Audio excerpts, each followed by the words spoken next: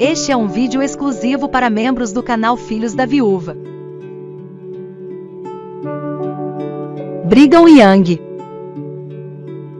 Após a morte de Smith, as coisas ficaram difíceis para os Mormons em Missouri e Illinois. Face a uma ordem de extermínio contra eles expedida pelas autoridades desses estados, Brigham Young, que assumirá a liderança do movimento, levou os seus seguidores para o oeste do país, estabelecendo-se na região de Salt Lake, o chamado Vale do Lago Salgado. Ali eles criaram o território de Utah, onde finalmente esperavam encontrar a paz. Nessa comunidade, pela primeira vez, foi instituída a polêmica prática da poligamia entre os mormons, que tanta causa deu para debate. Esta prática, segundo Brigham Young, teria sido necessária naquele momento face à existência de um grande número de órfãos e viúvas no seio do movimento, decorrente das continuadas lutas que eles tinham enfrentado e das próprias consequências da Guerra Civil Americana, que matou uma grande parte da população masculina do país. Esta prática seria abandonada por volta de 1890. Mas a hegemonia mormon no recém-fundado estado de Utah degenerou em muitos conflitos. O famoso massacre do Monte Meadows é um episódio bastante triste dessa guerra que se travou entre o estado mormon de Utah e os inimigos da congregação, que veio a envolver o próprio exército dos Estados Unidos. A influência da maçonaria.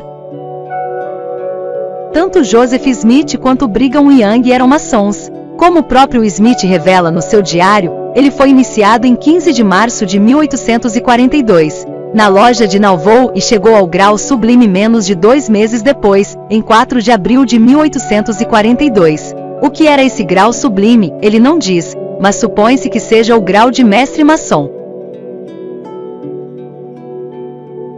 A influência maçônica no movimento mormon e na própria vida de Joseph Smith já foi apontada por um número grande de historiadores. Um desses historiadores é o erudito John L. Broke, que no seu livro Refiner S. Fire, The Making of Mormon Cosmology, de 1644 a 1844, notou que a história da descoberta das placas de ouro e a estrutura da narrativa do Livro do Mormon guardam muita analogia com as lendas maçônicas dos graus superiores, especialmente a lenda das colunas de bronze, um dos mais significativos simbolismos da maçonaria do Arco Real, conectada com a lenda de Enoque. Neste interessante mito maçônico, o patriarca Enoque, instruído por uma visão divina, desvela um dos mais significativos mistérios da maçonaria através de 2 placas, uma de ouro e outra de bronze, nas quais ele esculpe o sagrado nome de Deus, a palavra perdida e as instruções para a construção do seu santuário, as quais seriam descobertas milênios depois pelos arquitetos do rei Salomão. Broke não tem dúvidas que toda a cosmogonia e a estrutura simbólica que Smith montou para sua igreja tenham vindo dessa fonte maçônica. Provavelmente Smith, ainda não um maçom na época, as tenha recebido de indivíduos já iniciados na maçonaria, como Oliver Cowdery, David Whitmer e Martin Harris. As 3 testemunhas que viram as placas e corroboraram a visão de Smith.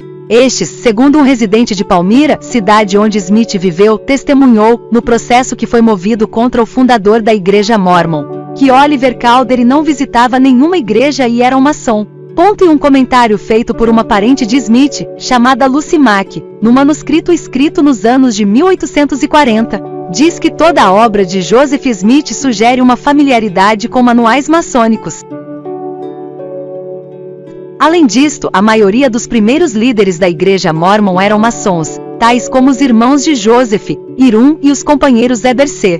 Kimball, Elijah Fordham, Neville K. Whitney, James Adams e John C. Bennett. Com o consentimento do profeta, esses membros da igreja, já iniciados maçons, pediram ao grande mestre de Illinois permissão para fundar uma loja maçônica em Nauvoo, na qual o neófito Joseph Smith foi iniciado. Segundo o próprio Smith, o seu pai também era maçom, tendo sido iniciado na loja 23 de Ontário, em Canandaigua, Nova York. O seu irmão mais velho, Irun Smith, também era iniciado da loja número 112 de Moriah, Palmyra, Nova York. Assim revelam-se as influências que deram ao profeta Smith as bases para a fundação da sua igreja e que estão assentes no Livro de Mormon. As influências maçônicas no culto da Igreja dos Santos dos Últimos Dias aparecem no desenvolvimento das cerimônias praticadas nos templos mormons. Esta influência foi demonstrada pelo historiador Dr. Reed Duran, historiador mormon, Ele mostra um grande número de paralelismos entre a maçonaria e o mormonismo, especialmente no desenvolvimento do ritual de iniciação e na própria filosofia de conduta, onde o mormon e o maçom devem, antes de tudo, desenvolver uma conduta pessoal ilibada e comprometida com a felicidade geral da humanidade.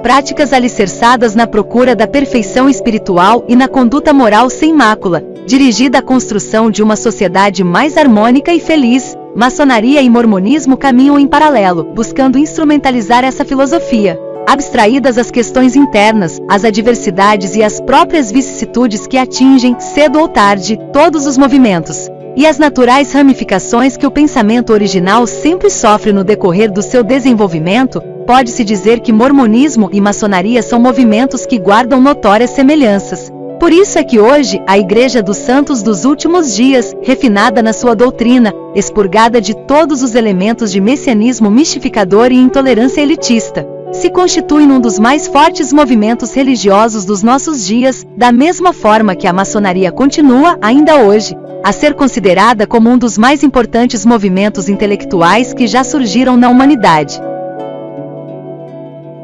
Aos maçons que realmente desejam conhecer a arte real, ler e pesquisar sobre esse interessante movimento, que é o mormonismo, fruto da mesma árvore que gerou a maçonaria, pode ser uma produtiva experiência intelectual. Aos mormons, nossos irmãos em filosofia, o nosso respeito.